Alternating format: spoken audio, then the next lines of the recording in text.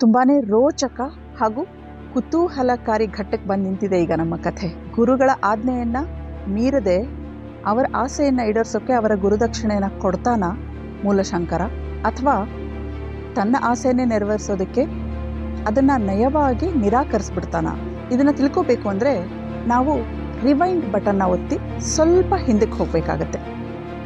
ಯಾವಾಗ ಮೂಲಶಂಕರ ಪ್ರಾರಂಭದಲ್ಲಿ ಜ್ಞಾನವನ್ನು ಅರಸಿ ಗುರುಗಳ ಹತ್ರ ಬಂದಿದ್ನೋ ಆಗ ವೀರಜಾನಂದರು ಅವನಿಗೆ ಮೊದಲನೆಯದಾಗಿ ಪಾಣಿನಿ ಅಷ್ಟಾಧ್ಯಾಯಿಯನ್ನು ಪೂರ್ತಿಯಾಗಿ ಅಭ್ಯಾಸ ಮಾಡಿಸ್ತಾರೆ. ವೈದಿಕ ವಾಂಗ್ಮಯದ ಮೇಲೆ ಸಂಪೂರ್ಣ ಅಧಿಕಾರ ಪಡಿಬೇಕಾದ್ರೆ ನಮಸ್ಕಾರ, ನಮ್ಮ ಪರಂಪರಾಗೆ ಸ್ವಾಗತ. ವೇದಗಳಲ್ಲಿರೋ ರಹಸ್ಯಗಳನ್ನು ಭೇದಿಸಬೇಕು ಅಂದರೆ ಡಿಕೋಡ್ ಮಾಡೋದು ಅಂತ ಹೇಳ್ತೀವಿ. ವೇದ ಮಂತ್ರಗಳನ್ನು ಡಿಕೋಡ್ ಮಾಡೋದಕ್ಕೋಸ್ಕರ ಪಾಣಿನಿನೇ ಸೂಕ್ತವಾದ ಅಸ್ತ್ರ ಅನ್ನೋದನ್ನ ತಮ್ಮ ಶಿಷ್ಯಂದರಿಗೆ ವೀರಜಾನಂದರು ಮನವರಿಕೆ ಮಾಡಿಕೊಟ್ಬಿಟ್ಟಿದ್ರು. ಅಂದರೆ ಈ ವೇಯಲ್ಲಿ ಹೋದ್ರೇನೆ ನಾವು ವೇದ ಮಂತ್ರಗಳನ್ನು ಡಿಕೋಡ್ ಮಾಡೋದಕ್ಕೆ ಸಾಧ್ಯ, ಇವು ಮಾತ್ರ ತುಂಬ ಸ್ಟ್ರಾಂಗ್ ಆದ ಅಸ್ತ್ರಗಳು ಅಂತ ಮೊದಲನೇದಾಗಿ ಅದರಲ್ಲಿ ಪಾಣಿನಿಯ ವ್ಯಾಕರಣ ಬರುತ್ತೆ. ಅದರ ವ್ಯಾಖ್ಯಾನ ರೂಪದಲ್ಲಿರುವಂಥ ಮಹಾಭಾಷ್ಯ, ಇವೆರಡನ್ನು ಸರಿಯಾಗಿ ಚೆನ್ನಾಗಿ ಮನವರಿಕೆ ಮಾಡಿಕೊಟ್ಟು ಅಭ್ಯಾಸ ಮಾಡಿಸಿದ್ರು, ಓದಿಸಿದ್ರು. ಅವರು ಇವೆಲ್ಲ ಶಾಸ್ತ್ರಗಳನ್ನು ಯೋಗಾಭ್ಯಾಸವನ್ನು ಮಾಡಿಸೋದ್ರ ಜೊತೆಗೆ ಪರೋಕ್ಷವಾಗಿ ಅಂದರೆ ಇಂಡೈರೆಕ್ಟ್ ಆಗಿ ತಮ್ಮಲ್ಲಿರೋ ದಿವ್ಯ ಗುಣಗಳನ್ನು ತಮ್ಮ ಶಿಷ್ಯಂದರಿಗೆ ಧಾರೆ ಎರೆದಿದ್ರು. ಅದರಲ್ಲಿ ಅವರ ಎಲ್ಲ ಗುಣಗಳನ್ನು ದೃಢವಾದ ಆತ್ಮಸ್ಥೈರ್ಯ, ತಾಳ್ಮೆ, ದೃಢ ಸಂಕಲ್ಪ ಹಾಗೂ ಧೈರ್ಯಗಳನ್ನು ತನ್ನಲ್ಲಿ ಧರಿಸೋದರಲ್ಲಿ ಮೂಲಶಂಕರ ಅಗ್ರಗಣ್ಯ ಆಗಿದ್ದು. ಈ ಸಮಯದಲ್ಲೇನೆ ಒಂದು ಕಡೆ ವ್ಯಾಸಂಗ ನಡೀತಿರೋವಾಗ್ಲೇ ಮೂಲಶಂಕರನ ವಿಚಾರಧಾರೆಯಾದ ಅವನ ಮೂಲ ವಿಚಾರಗಳಾದ ಲೌಕಿಕ ಜೀವನದಲ್ಲಿ ಪೂರ್ತಿಯಾದ ಅನಾಸಕ್ತಿ ಹಾಗೂ ಪರಲೋಕಾಭಿಮುಖವಾಗೇ ಇದ್ರು. ಇದು ವೀರಜಾನಂದರು ಕೊಟ್ಟ ಸುವಿದ್ಯೆಯಿಂದಾಗಿ ನಿಧಾನಕ್ಕೆ ಬದಲಾವಣೆ ಬರೋದಕ್ಕೆ ಶುರುವಾಯಿತು. ಅವರ ವಿಚಾರಧಾರೆಗಳಲ್ಲಿ ಪರದಷ್ಟೇ ಇಹಕ್ಕೂ ಮಹತ್ವ ಇದೆ, ಇಹವಿಲ್ಲದೆ ಪರವೆಲ್ಲಿ ಅನ್ನೋವಂಥ ವಿಚಾರ ಬರೋಕ್ಕೆ ಶುರುವಾಯಿತು. ನಾನೊಬ್ಬನೇ ಮೋಕ್ಷ ಸಾಧನೆ ಮಾಡಿಕೊಂಡು ಆನಂದ ಪಡೋದ್ರಲ್ಲಿ ಏನು ಅರ್ಥ ಇದೆ? ನಿಜವಾದ ಸನ್ಯಾಸಿ ಧರ್ಮ ಏನು ಅಂತಂದರೆ, ಅಜ್ಞಾನ ಅನ್ನೋವಂಥ ಸಾಗರದ ಅಲೆಗಳಿಗೆ ಸಿಕ್ಕಾಕೊಂಡು ಕಷ್ಟ ಕಾರ್ಪಣ್ಯಗಳಲ್ಲಿ, ನೋವು ನಲಿವುಗಳಲ್ಲಿ ಸರಿಯಾದ ದಾರಿ ಯಾವುದು ಅಂತ ತಿಳ್ಕೊಳ್ಳದೆ ಒದ್ದಾಡ್ತಾ ಇರೋ ಈ ಮನುಜರನ್ನ ಉದ್ಧಾರ ಮಾಡಬೇಕು. ಪಥಭ್ರಷ್ಟರಾಗಿರೋ ಅಂದರೆ ದಾರಿ ತಪ್ಪಿರೋಂಥ ಈ ಜನರನ್ನ ಮತ್ತೆ ಪಥಗ್ರಹಣ ಮಾಡಿಸ್ಬೇಕು, ಸರಿಯಾದ ದಾರಿಯಲ್ಲಿ ಕರ್ಕೊಂಡು ಹೋಗಬೇಕು, ಸರಿಯಾದ ದಾರಿಯಲ್ಲಿ ತರಬೇಕು. ಇದೇ ನನ್ನ ಮುಖ್ಯ ಗುರಿ. ಇದನ್ನು ಮಾಡೋದ್ರಲ್ಲೇನೆ ತೃಪ್ತಿ ಇದೆ, ಸನ್ಯಾಸಿ ಕರ್ತವ್ಯ ಇದೆ. ಈ ಆರ್ಷ ಗ್ರಂಥಗಳನ್ನು ನಾನು ಯಾವಾಗ್ಲೂ ಪ್ರಚಾರ ಮಾಡ್ತಾ ಇರೋದೇ ನನ್ನ ಧರ್ಮ ಆಗಬೇಕು ಅನ್ನೋವಂಥ ಯೋಚನೆಗಳು ಅವರಲ್ಲಿ ಬರ್ತಾನೆ ಇತ್ತು. ಒಂದು ಕಡೆ ವಿದ್ಯಾಭ್ಯಾಸ ಎಲ್ಲ ಮುಗಿದ ಮೇಲೆ ಕಾರ್ಯಪ್ರವೃತ್ತನಾಗಬೇಕು, ಕಾರ್ಯೋನ್ಮುಖನಾಗಬೇಕು, ಮುಂದೆ ನನ್ನ ಕರ್ತವ್ಯನ ಸರಿಯಾಗಿ ನಿಭಾಯಿಸಬೇಕು, ಇನ್ನು ನಾನು ಇದನ್ನೆಲ್ಲ ಶುರು ಮಾಡಬೇಕು, ಹಾಗಾಗಿ ಗುರುಗಳಿಂದ ಆಶೀರ್ವಾದ ಹಾಗೂ ಅನುಮತಿ ತಗೊಂಡು ಹೊರಡಬೇಕು ಅನ್ನೋ ಯೋಚನೆಯಲ್ಲಿ ಮೂಲಶಂಕರ ಇರುವಾಗ, ಅದೇ ಸಮಯಕ್ಕೇನೆ ನನ್ನ ಧ್ಯೇಯ ಪೂರ್ತಿ ಮಾಡುವಂಥ ಶಿಷ್ಯ ನನಗೆ ಸಿಕ್ಕೇ ಬಿಟ್ಟ. ಇವನು ಖಂಡಿತ ನನ್ನ ಧ್ಯೇಯವನ್ನು ಪೂರ್ತಿ ಮಾಡ್ತಾನೆ, ಏಕೆಂದರೆ ಎಲ್ಲ ಗ್ರಂಥಗಳನ್ನು ತರ್ಕ ಸಮೇತ ಎಷ್ಟು ಸಾಧ್ಯನೋ ಅಷ್ಟು ಅರಗಿಸಿಕೊಂಡಿದ್ದಾನೆ, ಗುರುವನ್ನ ಮೀರಿದ ಶಿಷ್ಯನಾಗಿದ್ದಾನೆ. ಇನ್ನು ಈ ಶಿಷ್ಯೋತ್ತಮನನ್ನ ಲೋಕಾರ್ಪಣೆ ಮಾಡಬೇಕು. ಆ ಸಮಯ ಬಂದು ವೀರಜಾನಂದರು ಅದೇ ಸಕಾಲದಲ್ಲೇನೆ ಇಬ್ರು ಒಂದೇ ಯೋಚನೆಯಲ್ಲಿ ಇರ್ತಾರೆ. ಹಾಗಾಗಿ ಈಗ ವೀರಜಾನಂದರು ಕೇಳಿದ ತಕ್ಷಣನೇ ಮೂಲಶಂಕರ ಅವರ ಆಜ್ಞೆಗೆ ಒಪ್ಕೋತಾನೆ. ಅವರ ಆಸೆಯಂತೆ ಅವರ ಗುರುದಕ್ಷಿಣೆ ಕೊಡೋದಕ್ಕೆ ಒಪ್ಕೋತಾನೆ. ಇಷ್ಟೆಲ್ಲ ಯಾಕೆ ಹೇಳಿದೆ ಅಂದರೆ, ಎಲ್ಲೋ ಒಂದು ಕಡೆ ಮೂಲಶಂಕರ ತನ್ನ ಆಸೆಯನ್ನು ಬದಿಗೊತ್ತಿ ಗುರುಗಳ ಮಾತಿಗೆ ಇಲ್ಲ ಅಂತ ಹೇಳಬಾರ್ದು ಅನ್ನೋ ಕಾರಣಕ್ಕೆ ಇದನ್ನು ಒಪ್ಕೊಂಡಿದ್ದಾನೆ ಅಂತ ನೀವೆಲ್ಲ ಅಂದ್ಕೋಬಾರ್ದು ಅಂತ ಇದನ್ನು ಹೇಳಿದ್ದು.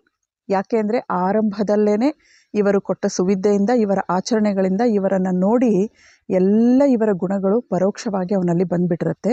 ಈ ವಿಷಯಗಳನ್ನು, ಈ ಆರ್ಷ ಗ್ರಂಥಗಳನ್ನು ಓದ್ತಾ ಇರುವಾಗಲೇ, ಇದ್ರ ವಿಷಯನ ತಿಳ್ಕೊಳ್ತಾ ಇರುವಾಗಲೇ ನಾನು ಈ ಕೆಲಸನೇ ಮಾಡಬೇಕು ಅನ್ನೋದು ಅವರ ಮನಸ್ಸಲ್ಲೂ ಮುಂಚೆನೇ ಬಂದುಬಿಟ್ಟಿರುತ್ತೆ. ಈಗ ರೋಗಿ ಬಯಸಿದ್ದು ಹಾಲು ಅನ್ನ, ವೈದ್ಯ ಹೇಳಿದ್ದು ಹಾಲು ಅನ್ನ ಅನ್ನೋ ಹಾಗೆ ಗುರುಗಳು ಕೇಳಿದ ತಕ್ಷಣ ಅತ್ಯಂತ ಸಂತೋಷದಿಂದ ಮೂಲಶಂಕರ ಒಪ್ಕೊಂಡ್ಬಿಡ್ತಾನೆ. ಆಗ ಅವನು ಗುರು ವೀರಜಾನಂದರಿಗೆ ಹೇಳ್ತಾನೆ, ಗುರುಗಳೇ, ನೀವಿಲ್ಲಿವರೆಗೂ ನನಗೆ ಎಲ್ಲ ಶಾಸ್ತ್ರಗಳ ಅಧ್ಯಯನ, ವಿದ್ಯೆ ಹಾಗೂ ಯೋಗ ಸಿದ್ಧಿಯನ್ನು ಕೊಡೋದಲ್ಲದೇ ನನ್ನ ಜೀವನಕ್ಕೆ ಒಂದು ಧ್ಯೇಯನೂ ಕೊಟ್ರಿ. ನಾನು ಇದೇ ಮಾಡಬೇಕು ಅಂತಾನೆ ಹೊರಟಿದ್ದೆ, ಆದರೆ ನೀವು ಅದನ್ನು ಗುರುದಕ್ಷಿಣೆಯಾಗಿ ಪಡೆದು ನನಗೆ ಜವಾಬ್ದಾರಿ ಇನ್ನೂ ಜಾಸ್ತಿ ಕೊಟ್ಟು ನನಗೆ ಅದೇ ಕಾರ್ಯದಲ್ಲಿ ಮುನ್ನುಗ್ಗೋದಕ್ಕೆ ನನಗೆ ಧ್ಯೇಯ ಹಾಗೂ ಉತ್ಸಾಹನ ಕೊಟ್ಟು ಕಳಿಸ್ತಾ ಇದ್ದೀರಾ. ಹಾಗಾಗಿ ತುಂಬ ಧನ್ಯವಾದಗಳು ಅಂತ ಅವರ ಆಶೀರ್ವಾದ ಪಡೆದು ಕಾರ್ಯೋನ್ಮುಖನಾಗೋದಕ್ಕೆ ಅತ್ಯಂತ ಸಂತೋಷದಿಂದ ಮೂಲಶಂಕರ ಒಪ್ಕೊಳ್ತಾನೆ. ಈ ಮೂಲಶಂಕರ ಬೇರೆ ಯಾರೂ ಅಲ್ಲ, ಮಹರ್ಷಿ ದಯಾನಂದ ಸರಸ್ವತಿ.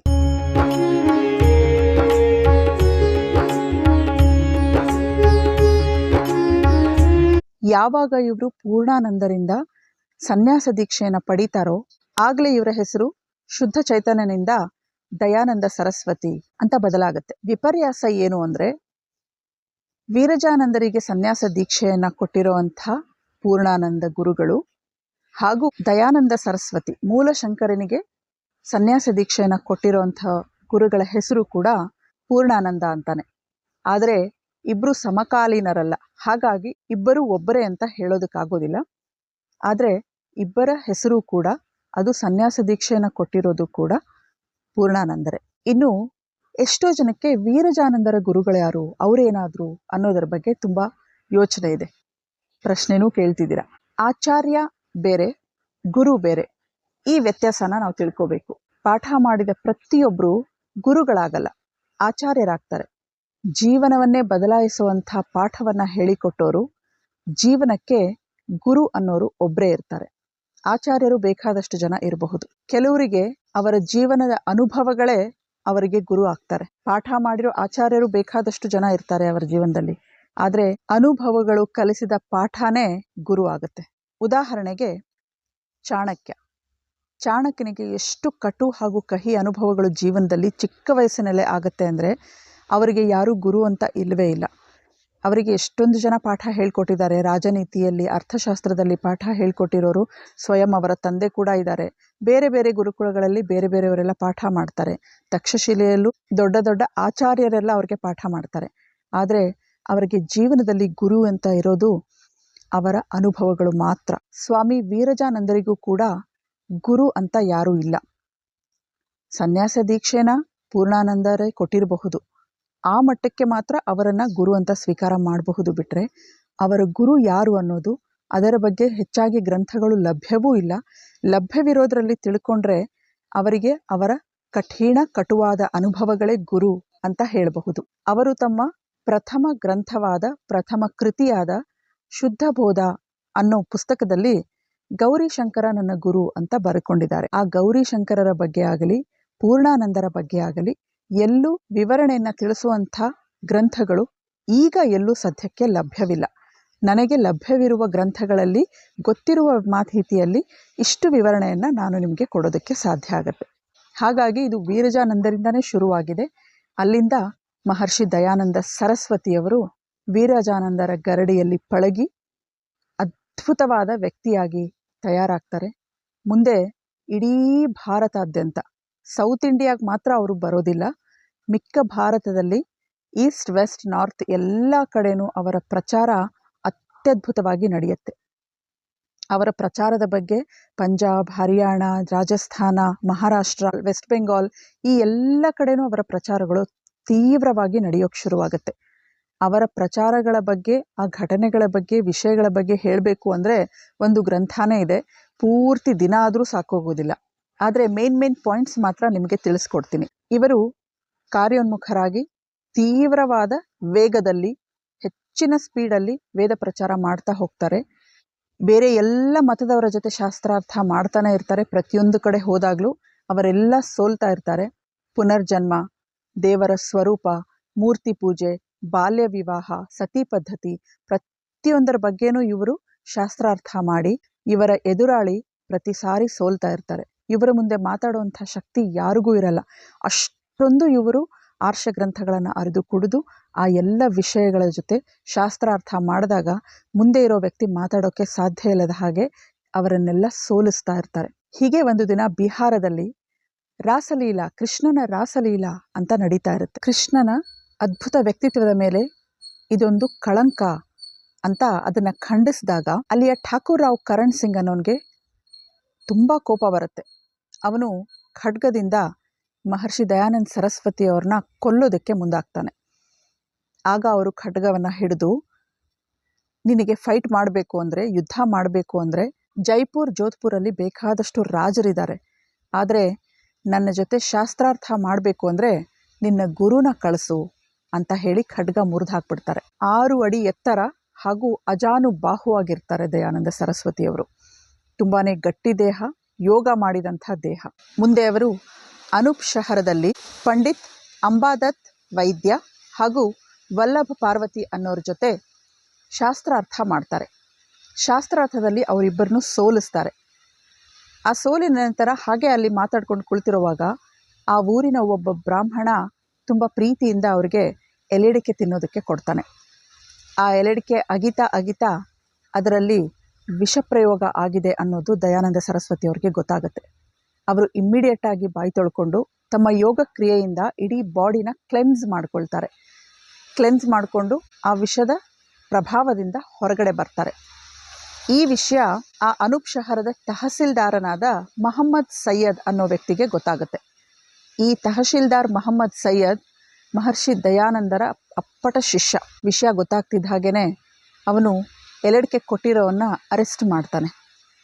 ಆಗ ದಯಾನಂದರು ಹೇಳ್ತಾರೆ, ನೀನು ಮಾಡಿದ್ದು ನನಗಿಷ್ಟ ಆಗಲಿಲ್ಲ. ನಾನಿಲ್ಲಿ ಬಂದಿರೋದು ಜನರನ್ನೆಲ್ಲ ತಪ್ಪು ಆಚರಣೆಯಿಂದ, ಈ ಜೀವನದ ಕಷ್ಟ ಕಾರ್ಪಣ್ಯಗಳಿಂದ ಮುಕ್ತ ಮಾಡೋದಕ್ಕೆ, ಅವ್ರನ್ನ ಬಂಧಿಸೋದಕ್ಕಲ್ಲ. ಹಾಗಾಗಿ ಅವನ್ನ ಬಿಟ್ಬಿಡು ಅಂತ ಹೇಳ್ತಾರೆ.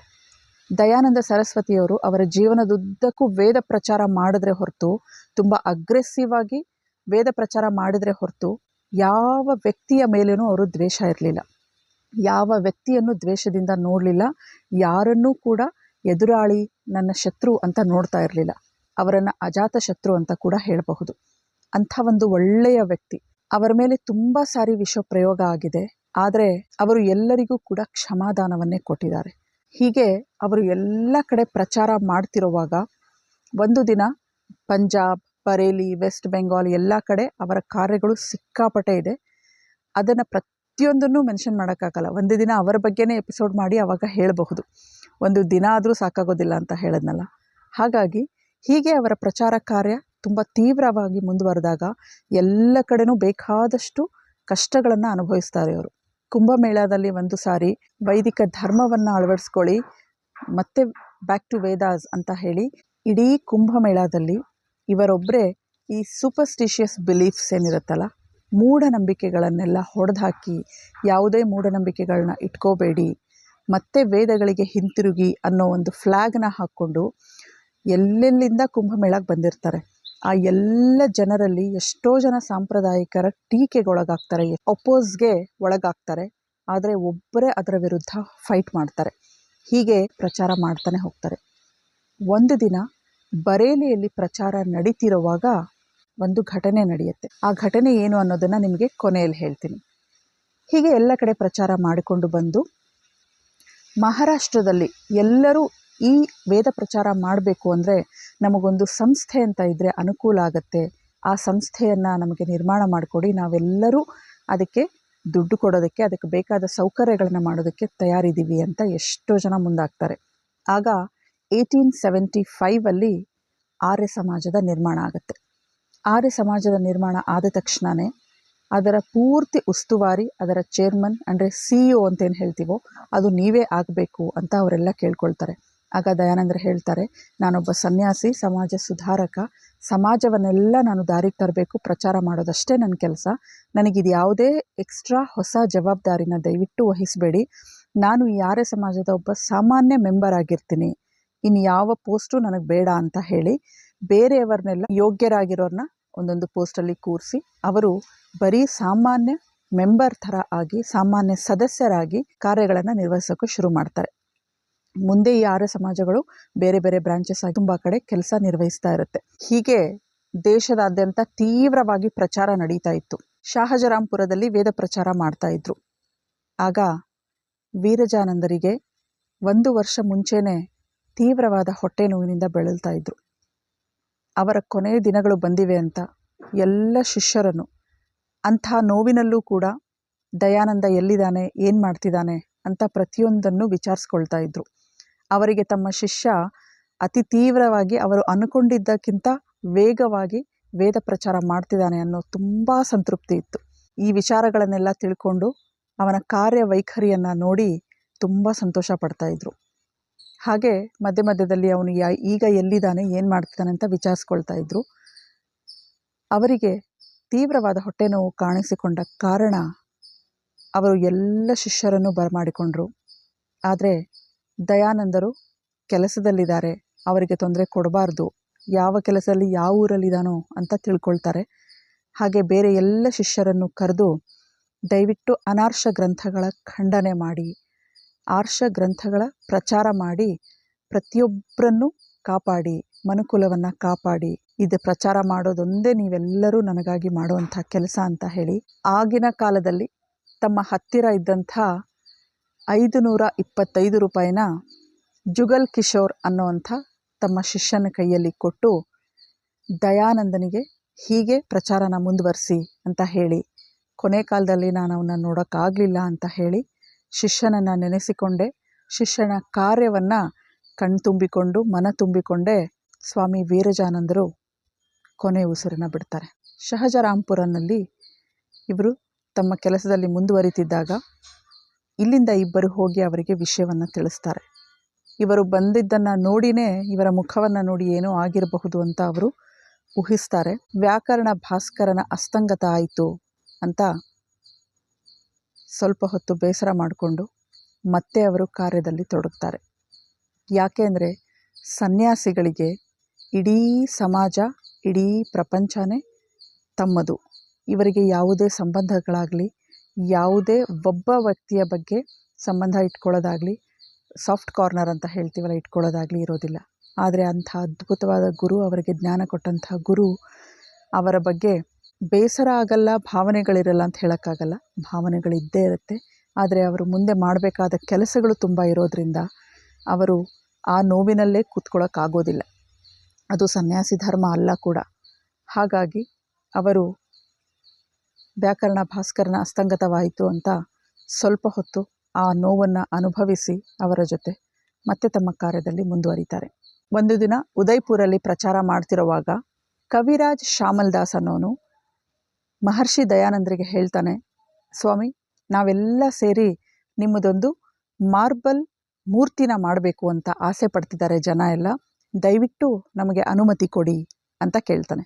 ಆಗ ದಯಾನಂದರು ಹೇಳ್ತಾರೆ, ಮೂರ್ತಿ ಪೂಜೆಯ ವಿರೋಧಿಯಾಗಿರೋ ನಾನು ನನ್ನ ಮೂರ್ತಿ ಮಾಡೋದಕ್ಕೆ ಪರ್ಮಿಷನ್ ಕೊಡ್ತೀನ? ಇದನ್ನು ತಲೆಯಲ್ಲೂ ತರೋಕ್ಕೆ ಬಿಡಬೇಡಿ. ನಿಮಗೇನಾದರೂ ನನ್ನನ್ನು ನಿಮ್ಮಲ್ಲಿ ಇರಿಸ್ಕೋಬೇಕು ಅಂತ ಇದ್ದರೆ ನಾನು ಹೇಳಿದ ವಿಚಾರಗಳನ್ನು ಪರ್ಮನೆಂಟಾಗಿ ನಿಮ್ಮ ಮನಸ್ಸಿಗೆ, ನಿಮ್ಮ ಆತ್ಮಕ್ಕೆ ಇಳಿಸ್ಕೊಂಡು ಅದರ ಆಚರಣೆಯನ್ನು ತಗೊಂಡು ಬಂದರೆ ಅದೇ ನೀವು ನಾನು ಮಾಡುವಂಥ ಶ್ರದ್ಧೆ ಅಂತ ಹೇಳ್ತಾನೆ. ನಾನು ಸತ್ತ ಮೇಲೆ ನನ್ನ ಒಂದು ಸ್ಮಾರಕ ಕೂಡ ಇರೋದು ನನಗಿಷ್ಟ ಇಲ್ಲ. ಎಲ್ಲೂ ನನ್ನ ಸ್ಮಾರಕ ಇಡಬೇಡಿ, ಅದೇ ನನ್ನ ಸ್ಮಾರಕ. ನೀವೆಲ್ಲರೂ ನಿಮ್ಮ ಮನಸ್ಸಿನಲ್ಲಿ ಇದನ್ನು ಇಳಿಸ್ಕೊಂಡು ಇವೆಲ್ಲ ಗ್ರಂಥಗಳ ಆಚರಣೆಯನ್ನು ನಿಮ್ಮ ಬಾಳಿಗಿಳಿಸ್ಕೊಂಡ್ರೆ ಅದೇ ನನ್ನ ಸ್ಮಾರಕ, ಅದೇ ನನ್ನ ಮೆಮೊರಿಯಲ್ ಅಂತ ದಯಾನಂದ ಸರಸ್ವತಿಯವರು ಹೇಳ್ತಾರೆ. ಹೀಗೆ ಅವರು ಎಲ್ಲೂ ಕೂಡ ತಮ್ಮ ಪ್ರಚಾರ, ತಮ್ಮ ಒಂದು ಪ್ರಸಿದ್ಧಿ ಬೆಳೆಯಲಿ ಅಂತ ಆಸೆ ಪಟ್ಟಿರೋರಲ್ಲ. ಸತ್ಯಾರ್ಥ ಪ್ರಕಾಶ ಅನ್ನೋ ಅದ್ಭುತ ಪುಸ್ತಕದ ಮೂಲಕ ಇವತ್ತೂ ಕೂಡ ಸಮಾಜವನ್ನು ಸರಿಯಾದ ದಾರಿಯಲ್ಲಿ ಮುನ್ನಡೆಸ್ತಾನೆ ಇದ್ದಾರೆ. ಪ್ರತಿಯೊಬ್ಬರಿಗೂ ಅದ್ಭುತವಾದ ಜ್ಞಾನವನ್ನು ಕೊಡ್ತಾನೆ ಇದ್ದಾರೆ. ಇವರ ಇನ್ನೂ ಬೇಕಾದಷ್ಟು ಕೃತಿಗಳಲ್ಲಿ ಮುಖ್ಯವಾದವು ಅಂದರೆ ಇವು. ಗೋಕರ್ಣಾನಿಧಿ ಅಂತ ಎಲ್ಲ ಪ್ರಾಣಿಗಳ ಬಗ್ಗೆ ಸಹಾನುಭೂತಿ, ಅಹಿಂಸೆಯನ್ನು ಹೇಗೆ ಮಾಡಬೇಕು, ಯಾವ ಪ್ರಾಣಿಯನ್ನು ಕೊಲ್ಲೋದ್ರಿಂದ, ಗೋ ಹತ್ಯೆಯಿಂದ ಅದರ ಪರಿಣಾಮ ಏನೆಲ್ಲ ಆಗತ್ತೆ ಅನ್ನೋದನ್ನು ಅದರಲ್ಲಿ ಕೊಟ್ಟಿದ್ದಾರೆ. ಹಾಗೆ ಗೋಭಕ್ಷಣೆ ಮತ್ತು ಬೇರೆ ಮಾಂಸ ಭಕ್ಷಣೆಯಿಂದ ಏನೆಲ್ಲ ತೊಂದರೆ ಆಗುತ್ತೆ ಅನ್ನೋದನ್ನು ತುಂಬಾ ಸೈಂಟಿಫಿಕ್ ಆಗಿ ಗೋಕರ್ಣಾನಿಧಿಯಲ್ಲಿ ಕೊಟ್ಟಿದ್ದಾರೆ. ಅದು ಅಲ್ಲದೆ ಸಂಸ್ಕಾರ ವಿಧಿಯಲ್ಲಿ 16 ಸಂಸ್ಕಾರಗಳನ್ನು ಪ್ರಮೋಟ್ ಮಾಡಿ ಅವನ್ನು ಮಾಡೋದ್ರಿಂದ ಆಗೋ ಲಾಭ ಏನು ಅನ್ನೋದನ್ನು ತಿಳಿಸ್ಕೊಟ್ಟಿದ್ದಾರೆ, ವಿವರವಾಗಿ ತಿಳಿಸ್ಕೊಟ್ಟಿದ್ದಾರೆ. ಸತ್ಯಾರ್ಥ ಪ್ರಕಾಶ ಅಂತೂ ಪೂರ್ತಿಯಾಗಿ ಆರ್ಷ ಗ್ರಂಥ, ನಮ್ಮ ಆಚರಣೆಗಳು, ನಮ್ಮ ಜೀವನ ಹೇಗಿರಬೇಕು ಅನ್ನೋದನ್ನೇ ಒಂದು ಪುಸ್ತಕದಲ್ಲಿ ಅಳವಡಿಸಿದ್ದಾರೆ. ಅಷ್ಟು ವಿಷಯಗಳು ಸತ್ಯಾರ್ಥ ಪ್ರಕಾಶದಲ್ಲಿ ಇರೋದ್ರಿಂದ ನಾವೆಲ್ಲರೂ ಸತ್ಯಾರ್ಥ ಪ್ರಕಾಶನ ಓದಬಹುದು. ಇಂಥ ಅದ್ಭುತ ಗ್ರಂಥವನ್ನು ಕೊಟ್ಟಿರುವಂಥದ್ದು ಮಹರ್ಷಿ ದಯಾನಂದ ಸರಸ್ವತಿ. ಹೀಗೆ ದಯಾನಂದ ಸರಸ್ವತಿಯವರು ಬರೇಲಿಯಲ್ಲಿ ಪ್ರಚಾರ ಮಾಡ್ತಿರುವಾಗ ಒಂದು ಘಟನೆ ನಡೆಯುತ್ತೆ. ಅಲ್ಲಿ August 14, 1879 ಒಂದು ಪ್ರವಚನ ಕೊಡ್ತಾ ಇರ್ತಾರೆ ಮೂರ್ತಿ ಪೂಜೆಯ ಮೇಲೆ. ಲಾಲಾ ನಾಯಕ್ ಚಂದ್ ಅನ್ನೋ ಒಬ್ಬ ಕಾನ್ಸ್ಟೇಬಲ್ ಅವರ ವಿಚಾರವನ್ನು ಕೇಳಿ ತುಂಬ ಪ್ರಭಾವಿತನಾಗ್ತಾನೆ. ಅವರ ಪ್ರತಿಯೊಂದು ಪ್ರವಚನದಲ್ಲಿ ಪಾದ್ರಿ ಸ್ಕಾಟ್ ಹಾಗೂ ಬೇರೆ ಎಷ್ಟೋ ಬ್ರಿಟಿಷ್ ಅಧಿಕಾರಿಗಳು ಪಾಲ್ಗೊಳ್ತಾ ಇರ್ತಾರೆ. ಅಲ್ಲಿ ನಾಯಕ್ ಚಂದ್ ಅನ್ನೋನು ಒಂದಷ್ಟು ದಿನ ದಯಾನಂದರು ಇಲ್ಲೇ ಇದ್ದು ಈ ಪ್ರವಚನಗಳನ್ನೆಲ್ಲ ಮಾಡೋರಿದ್ದಾರೆ ಅಂತ ಗೊತ್ತಾದ ತಕ್ಷಣವೇ ಅವನು ಮನೆಗೆ ಹೋಗ್ಬಿಟ್ಟು ತನ್ನ ನಾಸ್ತಿಕ ಮಗನಾದ ಮುನ್ಷಿ ರಾಮನಿಗೆ ಬಂದು ಆ ಪ್ರವಚನ ಕೇಳೋದಕ್ಕೆ ಹೇಳ್ತಾನೆ. ಪಂಜಾಬದ ಜಲಂಧರ್ ಜಿಲ್ಲೆಯ ತಲವನ್ ಗ್ರಾಮದಲ್ಲಿ 1856 ಅಲ್ಲಿ ಈ ಮುನ್ಷಿ ರಾಮನ ಜನ್ಮ ಆಗತ್ತೆ. ಅವನಿಗೆ ಅವರ ಕುಲಪುರೋಹಿತರು ಅಂತೇನಿರ್ತಾರೋ ಬೃಹಸ್ಪತಿ ಅಂತ ಹೆಸರಿಡ್ತಾರೆ. ಅದರ ಜೊತೆಗೇನೆ ವ್ಯಾವಹಾರಿಕವಾದ ಮುನ್ಷಿರಾಮ್ ಅಂತ ಅವನ ಹೆಸರಿಡ್ತಾರೆ. ಮುನ್ಷಿರಾಮ್ ಅನ್ನೋ ಹೆಸರಿಡೋದ್ರಿಂದ ಎಲ್ಲರೂ ಮುನ್ಷಿರಾಮ್ ಅಂತಾನೆ ಅವ್ರನ್ನ ಕರೀತಾ ಇರ್ತಾರೆ. ತಂದೆ ಪೊಲೀಸ್ ಡಿಪಾರ್ಟ್ಮೆಂಟಲ್ಲಿ ಇರೋದ್ರಿಂದ ಬೇರೆ ಬೇರೆ ಕಡೆ ಎಲ್ಲ ಅವರಿಗೆ ಟ್ರಾನ್ಸ್ಫರ್ ಆಗ್ತಾನೆ ಇರುತ್ತೆ. ಎಲ್ಲ ಜಾಗದಲ್ಲೂ ಓಡಾಡ್ತಾ ಇರ್ತಾರೆ. ಒಂದು ಸಾರಿ ಅವರು ಕಾಶಿಯಲ್ಲಿ ಬಂದು ಇರುವಂಥ ಪರಿಸ್ಥಿತಿ ಬರುತ್ತೆ. ನಾಯಕ್ ಚಂದ್ ಅವ್ರಿಗೆ 3 ಮಕ್ಕಳು. ಈ ಮುನ್ಷಿರಾಮ್ ಅನ್ನೋನು 3ನೇಯವನಾಗಿರ್ತಾನೆ. ಎಲ್ಲರ ಮುದ್ದಿನಿಂದ, ಎಲ್ಲರ ಲಾಲನೆ ಪಾಲನೆಯಿಂದ ತುಂಬ ಮುದ್ದಾಗಿ ಬೆಳಿತಾನೆ. ಹಾಗೆ ಕಾಶಿಯಲ್ಲಿ ಒಂದಷ್ಟು ದಿನ ಇದ್ದ ಮೇಲೆ ಮತ್ತೆ ಬೇರೆ ಬೇರೆ ಕಡೆ ಎಲ್ಲ ಹೋಗಿ ಅವನ ವ್ಯಾಸಂಗದ ಸಮಯದಲ್ಲಿ ಮತ್ತೆ ಕಾಶಿಗೆ ಬರುವಂಥ ಒಂದು ಅವಕಾಶ ಬರುತ್ತೆ. ಆಗ ಅವನಿಗೆ ಉಪನಯನ ಆಗಿ ವಿದ್ಯಾ ಆರಂಭ ಆಗಿರುತ್ತೆ. ಕೆಲವು ಸಂಸ್ಕೃತ ಗ್ರಂಥಗಳನ್ನು ಓದ್ಕೊಳ್ತಾ ಇರ್ತಾನೆ. ಕಾಶಿಯಲ್ಲಿ ತೀವ್ರವಾದ ಮೂರ್ತಿ ಪೂಜೆ ನಡೀತಾ ಇರುತ್ತೆ. ಅತಿಯಾದ ಮಡಿ ಮೈಲಿಗೆ ಇರುತ್ತೆ. ಯಾರೇ ಮೊದಲನೇ ಸಾರಿ ಕಾಶಿಗೆ ಹೋದ್ರೂ ಈ ಅಸ್ಪೃಶ್ಯ ಸ್ಪರ್ಶ ಅನ್ನೋ ಅನುಭವಗಳಾಗೋದು ಸಹಜ ಅಂತ ಹೇಳಿದ್ದಾರೆ. ನಾನು ಇನ್ನೂ ಕಾಶಿಗೆ ಹೋಗಿಲ್ಲ, ಹೋದರೆ ಗೊತ್ತಾಗತ್ತೆ ಈಗ ಹೇಗಿದೆ ಅಂತ. ಅಲ್ಲಿ ನಡೆಯುವಂಥ ಪ್ರತಿಯೊಂದು ಆಚರಣೆಗಳು, ದೇವರ ಗುಡಿಯಲ್ಲಿ ತುಂಬ ದೊಡ್ಡ ದೊಡ್ಡ ಜನಗಳ ಮಾತ್ರ ದೇವರ ದೇವಸ್ಥಾನದಲ್ಲಿ ಅವರು ರಾಜ ಪರಿವಾರದವರು, ದೊಡ್ಡ ಶ್ರೀಮಂತರು ಇರೋವಾಗ ಇವರು ಎಷ್ಟೇ ಪ್ರಯತ್ನ ಪಟ್ಟರು ಬೇರೆಯವರು ಯಾರು ಅವರ ಪೂಜೆ ಮುಗಿದು ಹೊರಗಡೆ ಬರೋವರೆಗೂ ಇವರ್ಯಾರು ಒಳಗಡೆ ಹೋಗೋ ಹಾಗಿರಲ್ಲ. ಅದನ್ನೆಲ್ಲ ನೋಡಿ ಮುನ್ಷಿರಾಮನಿಗೆ ತುಂಬಾ ಬೇಜಾರಾಗ್ತಾ ಇರುತ್ತೆ. ಅದೆಲ್ಲ ನೋಡಿ ನಾಸ್ತಿಕತೆ ಅನ್ನೋದು ಅವರಲ್ಲಿ ತೀವ್ರವಾಗಿ ಬೆಳ್ಕೊಂಡ್ಬಿಡತ್ತೆ. ಈ ದೇವರು ಮೂರ್ತಿ ಎಲ್ಲ ಸುಳ್ಳು, ದೇವರು ಅನ್ನೋದೇ ಇಲ್ಲ, ಹಾಗೆ ಈ ಬಾಲ್ಯ ವಿವಾಹ, ಈ ಸತಿ ಪದ್ಧತಿ, ಈ ಎಲ್ಲ ಕೆಟ್ಟ ಕೆಟ್ಟ ಆಚರಣೆಗಳನ್ನು ನೋಡಿ ಅಸ್ಪೃಶ್ಯ, ಜಾತಿ ಪದ್ಧತಿ ಪ್ರತಿಯೊಂದರ ಬಗ್ಗೆ ತುಂಬಾ ಖಂಡನೆ ಮಾಡ್ತಾ ಇರ್ತಾರೆ. ತುಂಬ ಮನಸ್ಸಲ್ಲಿ ವಿರೋಧಾಭಾಸ ಆಗಿ ದೊಡ್ಡ ನಾಸ್ತಿಕನಾಗಿ ತಯಾರಾಗ್ತಾರೆ. ಈ ಸಮಯದಲ್ಲಿ ಕೆಲವು ಅವರ ವ್ಯಾಸಂಗ ನಡೀತಿರುವಾಗ ಹೇಗೆ ದೊಡ್ಡವರು ಆಗ್ತಾ ಬೆಳೀತಾ ಹೋಗ್ತಾರೋ ಅವರಿಗೆ ಈ ಇಂಗ್ಲೀಷ್ ಉಪನ್ಯಾಸಗಳನ್ನು ಓದ್ತಾ ಇರ್ತಾರೆ. ಇಂಗ್ಲೀಷ್ ಉಪನ್ಯಾಸ ಓದುವಾಗ ಯಾವುದೋ ಪರೀಕ್ಷೆಗೆ ತಯಾರಿ ಮಾಡ್ತಿದ್ದಾನೆ ಅಂತ ನಾಯಕ್ ಚಂದ್ ಅವರು ತುಂಬಾ ಅವನಿಗೆ ಪ್ರೋತ್ಸಾಹ ಕೊಡ್ತಾ ಇರ್ತಾರೆ. ಆದರೆ ಆ ಇಂಗ್ಲೀಷ್ ಉಪನ್ಯಾಸಗಳಿಂದಾಗಿ, ಇಂಗ್ಲೀಷ್ ಪುಸ್ತಕಗಳಿಂದಾಗಿ ಅವರಲ್ಲಿ ಕೆಟ್ಟ ವ್ಯಸನಗಳು ಶುರುವಾಗ್ತಾ ಇದೆ, ಅವನಲ್ಲಿ ಮನೆ ಮಾಡ್ತಾ ಇದೆ ಅನ್ನೋದು ನಾಯಕ್ ಚಂದ್ ಅವರಿಗೆ ಗೊತ್ತಾಗೋದೇ ಇಲ್ಲ. ಅವರು ತುಂಬ ಸಾಂಪ್ರದಾಯಿಕ ಒಳ್ಳೆ ಫ್ಯಾಮಿಲಿಯಲ್ಲಿ ಬೆಳೆದಿರುವಂಥ ವ್ಯಕ್ತಿಯಾಗಿ ಪಾನ್ ಬೀಡವನ್ನು ಜಗಿಯೋದು, ಆವಾಗ ಪಾನ್ ಬೀಡ ಜಗಿಯೋದು ಅಂದರೆ ಗುಟ್ಕಾ ಹಾಕಿದಷ್ಟೇ ಕೆಟ್ಟದ್ದು. ಕುಡಿತ, ಧೂಮ್ರಪಾನ ಪ್ರತಿಯೊಂದು ವ್ಯಸನಕ್ಕೆ ಅವರು ಹೋಗ್ಬಿಡ್ತಾರೆ. ತುಂಬ ಎಲ್ಲ ಚಟಗಳನ್ನು ಮಾಡೋದಕ್ಕೆ ಶುರು ಮಾಡ್ತಾರೆ. ಜೊತೆಗೆ ನಾಸ್ತಿಕತೆ ಇರುತ್ತೆ, ಕಾಶಿಯ ಬಗ್ಗೆ ತೀವ್ರವಾದ ತಿರಸ್ಕಾರ ಇರುತ್ತೆ. ಇದೆಲ್ಲವನ್ನು ಎದುರಿಸೋಕ್ಕೂ ಆಗದೆ, ಅದಕ್ಕೋಸ್ಕರ ಏನು ಮಾಡೋಕ್ಕೂ ಆಗದೆ ನಾಸ್ತಿಕನಾಗಿ ತಯಾರಾಗ್ಬಿಡ್ತಾರೆ.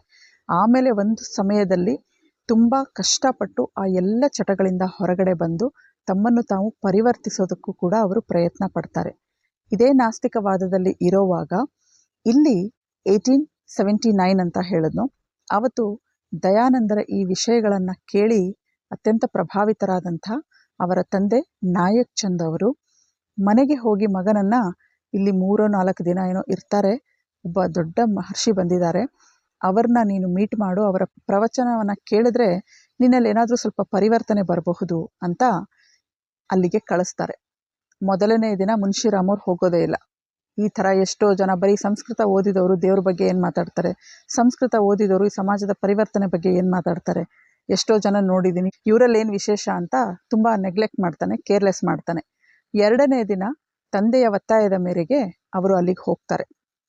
ಹೋಗಿ ಅವರ ತೇಜಸ್ಸು, ಅವರ ಕಳೆಯನ್ನು ನೋಡಿದ ತಕ್ಷಣವೇ ಸ್ವಲ್ಪ ಇವ್ರಿಗೆ ಕಸಿವಿಸಿ ಆಗುತ್ತೆ. ಆಮೇಲೆ ಅವರೆಲ್ಲ ಮಾತುಗಳನ್ನು ಕೇಳಿಸ್ಕೊಂಡ ಮೇಲೆ ಅವರ ರೂಪನೇ, ಅವರ ತೇಜಸ್ಸು ಇವರ ಮೇಲೆ ಸ್ವಲ್ಪ ಪ್ರಭಾವ ಬೀರುತ್ತೆ. ಜೊತೆಗೆ ಪಾದ್ರಿ ಸ್ಕಾಟ್ ಹಾಗೆ ಬೇರೆ ಬ್ರಿಟಿಷ್ ಅಧಿಕಾರಿಗಳು ಬಂದಿರೋದು 2ನೇದಾಗಿ ಸ್ವಲ್ಪ ಪ್ರಭಾವ ಬೀರುತ್ತೆ. ಆಮೇಲೆ ಇವರ ಪ್ರವಚನ ಕೇಳಿದ ಮೇಲೆ ಮಹರ್ಷಿ ದಯಾನಂದ ಸರಸ್ವತಿಗೆ ದಾಸರಾಗಿ ಹೋಗ್ತಾರೆ. ಅವರ ದಿನಚರಿಯನ್ನು ತಿಳ್ಕೊಳ್ತಾರೆ. ಅವರು ಬೆಳಿಗ್ಗೆ 3 ಗಂಟೆಗೆ ಎದ್ದು ಹೊರಗಡೆ ಹೋಗ್ತಾರೆ ಭ್ರಮಣಕ್ಕೆ, 6 ಗಂಟೆಗೆ ವಾಪಸ್ ಬರ್ತಾರೆ ಅನ್ನೋ ವಿಷಯನ ಕೇಳಿ ಒಂದು ದಿನ ಅವರು ಉಳ್ಕೊಂಡಿರುವಂಥ ಭವನದ ಹೊರಗಡೆನೆ ವೇಟ್ ಮಾಡಿ 3 ಗಂಟೆ ಆಗ್ತಿದ್ದಂಗೆನೆ ದಯಾನಂದ ಸರಸ್ವತಿಯವರು ಹೊರಗಡೆ ಬರ್ತಾರೆ. ಅವರ ಹಿಂದೆನೇ ಇವರು ಗೊತ್ತಿಲ್ಲದೆ ಇರೋ ಹಾಗೆ ಜೊತೆಗೆ ಇನ್ನೊಬ್ಬನನ್ನು ಕರ್ಕೊಂಡು ಇವರು ಅವ್ರನ್ನ ಹಿಂಬಾಲಿಸ್ತಾನೆ ಹೋದ ಹಾಗೆ ಮೊದಲು ನಿಧಾನಕ್ಕೆ ನಡೀತಾ ಇರುವಂಥ ದಯಾನಂದ ಸರಸ್ವತಿಯವರು ಆಮೇಲೆ ಬ್ರಿಸ್ಕ್ ವಾಕ್ ಶುರು ಮಾಡ್ತಾರೆ. ಅವರು ನಡೀತಾ ಇದ್ರೆ ಬೇರೆಯವರು ಅವರ ಹಿಂದೆ ಓಡಬೇಕು, ಅಷ್ಟು ಸ್ಪೀಡಲ್ಲಿ ಅವರು ನಡೀತಾ ಇರ್ತಾರೆ. ಹಾಗೆ ಒಂದು ಜಾಗ ಬಂದ ತಕ್ಷಣ 3 ರೋಡ್ಗಳು ಬರುತ್ತೆ. ಆ 3 ರಸ್ತೆ ಹತ್ರ ಇವರು ಅವರ ಹಿಂದೆ ಓಡಿಕೊಂಡು ಬರೋ ಅಷ್ಟರಲ್ಲಿ ಅವರ ಸ್ಪೀಡ್ ಮ್ಯಾಚ್ ಮಾಡೋಕ್ಕಾಗದೆ ಆ 3 ರಸ್ತೆಯಲ್ಲಿ ಯಾವ ರೋಡ್ಗೆ ಹೋದ್ರು ಅಂತಾನೆ ಮುನ್ಶಿರಾಮನಿಗೆ ಗೊತ್ತಾಗೋದಿಲ್ಲ. ಅವತ್ತು ಅವರು ಮಿಸ್ ಆಗಿಬಿಡ್ತಾರೆ. ಎಲ್ಲಿ ಹೋಗಿರಬಹುದು ಅಂತ ತಿಳ್ಕೊಳ್ಳೋ ಅಷ್ಟರಲ್ಲಿ ಆ ಕತ್ತಲಲ್ಲಿ ಹಾಗೆ ಬೆಳಕು ಹರಿದು ಬಿಡುತ್ತೆ. ಅವರು ಕಂಡುಹಿಡಿಯೋಕ್ಕಾಗಲ್ಲ, ವಾಪಸ್ ಮನೆಗೆ ಬಂದುಬಿಡ್ತಾರೆ. 2ನೇ ದಿನ ಮತ್ತೆ ಇಲ್ಲಿಂದ ಹೋಗೋದು ತುಂಬ ಲೇಟ್ ಆಗಬಹುದು ಅಂತ ಆ 3 ರಸ್ತೆಗಳು ಎಲ್ಲಿರುತ್ತೋ ಅದೇ ಜಾಗದಲ್ಲಿ ಇವರಿಗಾಗಿ ಕಾಯ್ತಾ ಇರ್ತಾರೆ. 2ನೇ ಸಾರಿ ಕೂಡ ಇವರು ಫಾಸ್ಟಾಗಿ ಹೋಗಿ ವಾಕ್ ಮಾಡ್ತಾ ಇದ್ದವರು, ಬ್ರಿಸ್ಕ್ ವಾಕ್ ಮಾಡ್ತಾ ಇರೋರು ರನ್ನಿಂಗ್ ಮಾಡೋದಕ್ಕೆ ಶುರು ಮಾಡ್ತಾರೆ. ಇವರು ನಡೆಯೋದಕ್ಕೆ ಶುರು ಮಾಡಿದ್ರೇ ಬೇರೆಯವರೆಲ್ಲ ಓಡಬೇಕು, ಅಷ್ಟು ಸ್ಪೀಡಾಗಿ ನಡೆಯೋರು. ಇವರು ಓಡೋದಕ್ಕೆ ಶುರು ಮಾಡಿದಾಗ ಅವರಿಗೆ ಇವ್ರನ್ನ ಕ್ಯಾಚ್ ಮಾಡೋಕ್ಕಾಗದೆ ಮತ್ತೆ ತಪ್ಪಿಸ್ಕೊಂಡು ಬಿಡ್ತಾರೆ. 3ನೇ ಸಾರಿ ಹಠಕ್ಕೆ ಬಿದ್ದು ಕಂಡು ಹಿಡಿಲೇಬೇಕು ಅಂತ ಆಲ್ರೆಡಿ ಅಲ್ಲೇ ಬಂದು ಕಾದು ಅವರು ಹೋಗ್ತಾ ಅವ್ರನ್ನ ಫಾಲೋ ಮಾಡಿ ನೋಡಿದ್ರೆ ಒಂದು ಯಾವುದೋ ದೊಡ್ಡ ಮರದ ಕೆಳಗಡೆ ಕೂತ್ಕೊಂಡು ಮಹರ್ಷಿ ದಯಾನಂದರು 1.5 ಗಂಟೆ ಸಮಾಧಿಗೆ ಹೋಗ್ತಾರೆ. ಸಮಾಧಿಯ ಕ್ರಿಯೆಯಲ್ಲಿ ತೊಡಗ್ತಾರೆ.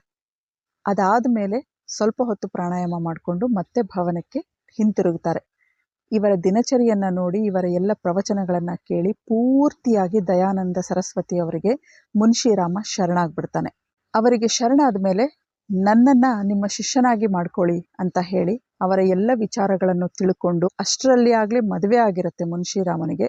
ಮುನ್ಶಿರಾಮ ಮದುವೆ ಆಗಿದ್ರೂ ಕೂಡ ಪತ್ನಿ ಹಾಗೂ ತಂದೆಯ ಅನುಮತಿಯೊಂದಿಗೆ ದಯಾನಂದ ಸರಸ್ವತಿಯವರ ಆರ್ಯ ಸಮಾಜದ ಬಗ್ಗೆ ಎಲ್ಲ ತಿಳ್ಕೊಂಡು ಆರ್ಯ ಸಮಾಜದಲ್ಲಿ ತೀವ್ರವಾದ ಕಾರ್ಯಕರ್ತ ಆಗಿ ಕಾರ್ಯೋನ್ಮುಖರಾಗಿ ಆರ್ಯ ಸಮಾಜದ ಚುಕ್ಕಾಣಿ ಹಿಡಿದು ತುಂಬ ತೀವ್ರವಾಗಿ ಅದರಲ್ಲಿ ನಡಿಬೇಕಾಗಿರೋ ಕಾರ್ಯಗಳನ್ನೆಲ್ಲ ಕಾರ್ಯೋನ್ಮುಖ ಮಾಡೋದೇ ಈ ಮುನ್ಶಿರಾಮ್. ಹಾಗಿದ್ರೆ ಯಾರು ಈ ಮುನ್ಶಿರಾಮ್?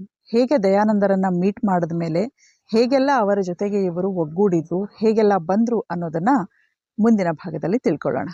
ಹೀಗೆ ಬರೇಲಿಯಲ್ಲಿ 1879 ಸಿಕ್ಕಂಥ ಈ ಮುನ್ಶಿರಾಮ ಮುಂದೆ ಹೇಗೆ ದಯಾನಂದ ಸರಸ್ವತಿಯ ಜೊತೆಗೂಡ್ತಾನೆ, ಹೇಗೆ ಅವರೆಲ್ಲ ಕಾರ್ಯಗಳನ್ನು ಇವನು ತನ್ನ ಕೈಯಾರೆ ನಿರ್ವಹಿಸ್ತಾನೆ, ಹೇಗೆ ಆರ್ಯ ಸಮಾಜವನ್ನು ಇಷ್ಟು ದೊಡ್ಡ ಮಟ್ಟದ ಸಂಸ್ಥೆಯಾಗಿ ರೆಡಿ ಮಾಡ್ತಾನೆ ಅನ್ನೋದನ್ನು ಮುಂದಿನ ಭಾಗದಲ್ಲಿ ನೋಡೋಣ.